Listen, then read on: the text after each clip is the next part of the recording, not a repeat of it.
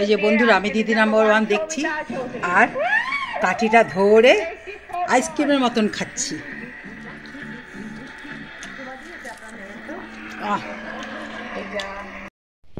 Hello friends, welcome back to my channel. সবাইকে good evening. এখন evening হয়ে গেছে। আমি একটা স্ন্যাক্সের রেসিপি করছি। আমি মাতঙ্গিনী। সবাইকে জানাই মাতঙ্গিনী হেসেলে অনেক অভিনন্দন, অনেক ভালোবাসা।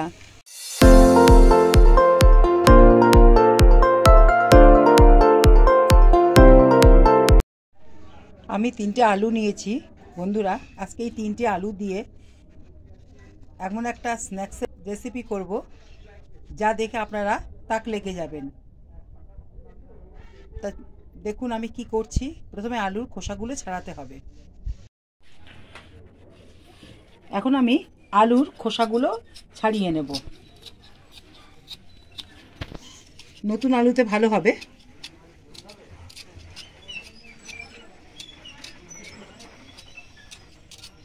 খুব সুন্দর একটা জিনিস করছি বন্ধুরা। আলুগুলো একটু লম্বাটে টাইপের হলে ভালো হবে। হাফ চামচ নুন দিয়ে ভালো করে ফুটে নিচ্ছি জলের মধ্যে নুনটা।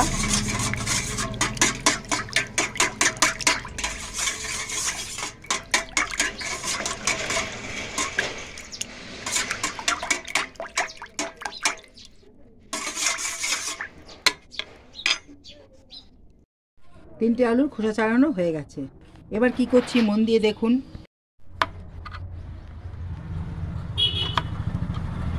আলুগুলোকে এরকম থিকনেস, এরকম চওড়া, এরকম রেখে কাটতে হবে।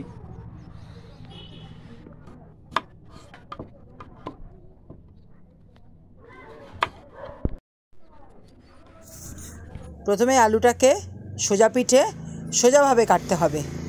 একদম খুব ঘন ঘন করে ঝিরিঝিরি করে কাটতে হবে। তারপরে আলুটাকে উল্টিয়ে নিয়ে একটু বাঁকাভাবে কাটতে হবে ঘন ঘন করে।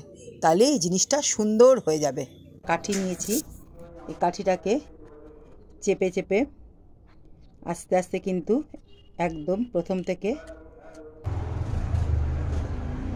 এবার এটাকে নুন জলে ভিজিয়ে রাখছি কিছুক্ষণ। এটাও কাটছি, কেটে দেখাচ্ছি আপনাদের। একটা কেটে দেখাচ্ছি। এরকম আলুটা প্রথমে এরকম চাক করে নিতে হবে, আপনাদের বলেছি।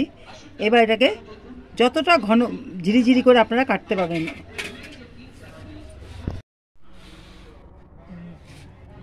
বন্ধুরা আরেকটাও কেটে ফেলেছি, 3টে হয়ে গেছে। এভাবে আমি এই 3টা আবার করে নেব।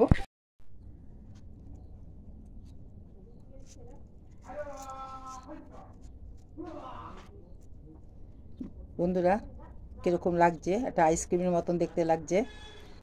একটা আলু দিয়ে, একটা বড় সাইজের আলু দিয়ে কিন্তু আপনি সবার জন্যই করতে পারবেন একটা করে। বিকালে জলখাবারে হিসাবে বাচ্চারা তো লালিপপ বলবে। এবার জলে ভিজিয়ে রাখি।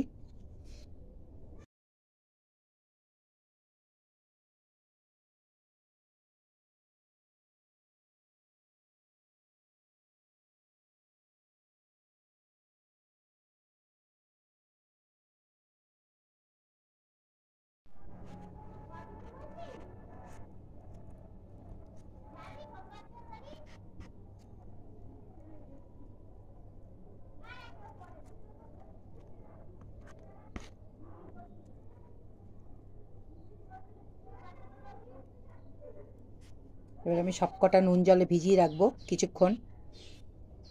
এবার বন্ধুরা কি করতে হবে, এই যে নুন জলে ভিজিয়ে রেখেছিলাম, এবার নুন জল থেকে একটু চিপে চিপে ভালো করে জলটা বের করে দিতে হবে। চিপে একটা পরিষ্কার প্লেটে রাখতে হবে।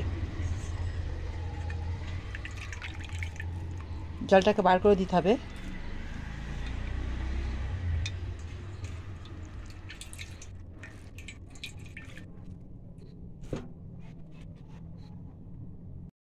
এবার বন্ধুরা আমি 5টা করেছি। এবার এর মধ্যে একটু আমি লেবুর রস, প্রত্যেকটার উপর দিয়ে একটু লেবুর রস মাখিয়ে নেব।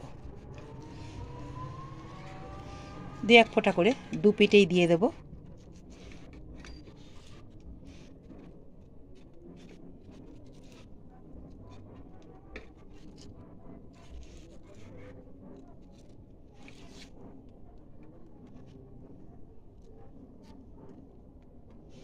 ভালো করে লেবুর রস মাখিয়ে নিলাম।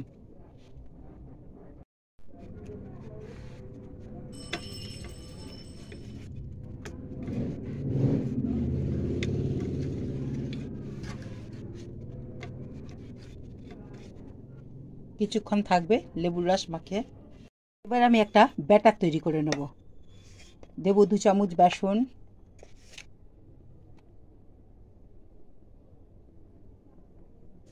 2 চামচ কর্নফ্লাওয়ার, অল্প একটু হলুদ দেব, একটু কাশ্মীরি রেড চিলি পাউডার দেব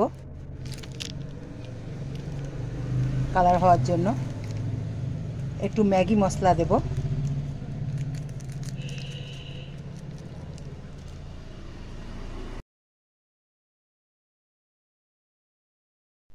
অল্প জল দিয়ে ব্যাটারটা তৈরি করে নেব। আগে মশলাগুলো ভালো করে মিশিয়ে নিই।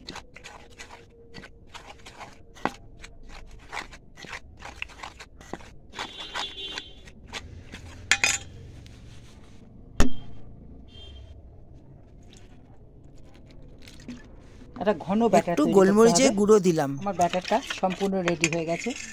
এবার আমি এই যে একটা করে কাঠিয়ে আলুর মালা বড়া কিংবা আলু স্ন্যাক্স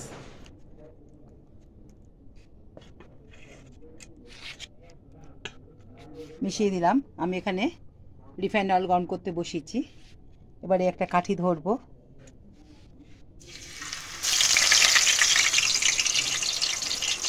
আবার আরেকটা করি।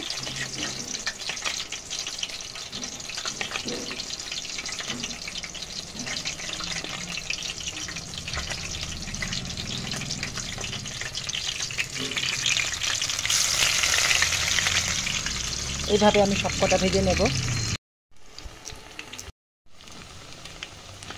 এক পিঠ ভাজা হলে আরেক পিঠ আমি একটা স্টিকের সাহায্যে উল্টে দেব।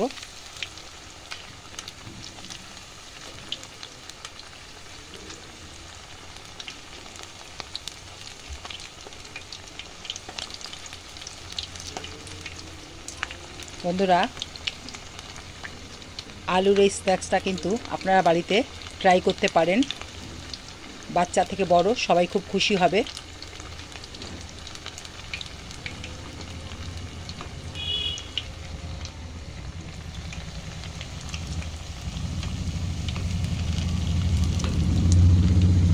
বন্ধুরা, হয়ে গেছে ভাজা। আমি এবার তুলে নিচ্ছি কাঁটা চামচের সাহায্যে।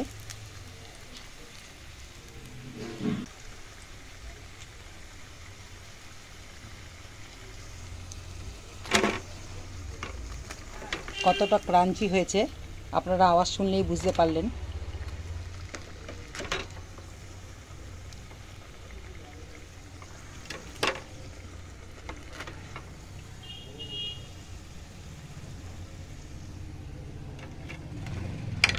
আমি সবকটা ভেজে নেব। প্রত্যেকটা ভাজা হয়ে গেছে বন্ধুরা। এরকম যদি একটা জলখাবারে চায়ের সাথে কিংবা কফির সাথে এরকম টেস্টি একটা রেসিপি হয়, সবাই কিন্তু আপনাকে একটু বেশি ভালো বলবে। এখন আমি এটাকে পরিবেশন করে দেখাবো। প্লিজ প্রথম থেকে দেখে নিন।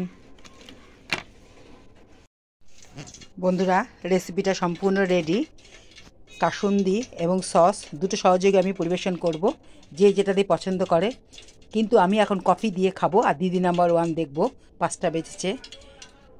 আপনারাও বাড়িতে অবশ্যই বানাবেন। আর কেমন লাগলো মাতঙ্গিনীকে কিন্তু জানাবেন। আর ভালো লাগলে লাইক করবেন, কমেন্ট করবেন এবং শেয়ার করে দেবেন। আর এখনও যারা মাতঙ্গিনী হেসেলকে সাবস্ক্রাইব করেনি, সাবস্ক্রাইব করে পাশে থাকা বেল আইকনে ক্লিক করে দিলে নতুন নতুন রান্না ভিডিও সবার আগে আপনাদের কাছে পৌঁছে যাবে। হ্যাঁ বন্ধুরা, মাতঙ্গিনী হেসেল এখন ফেসবুক পেজেও দেখতে পারবেন। তাহলে এখন বিদায় নিই, আমি খাই। দেখুন খুব ক্র্যাঞ্চি মচমচেও ব্যাপারটা হয়েছে, খুব স্বাদও হয়েছে। বুঝতেই পারছেন আপনারা আওয়াজটা শুনে।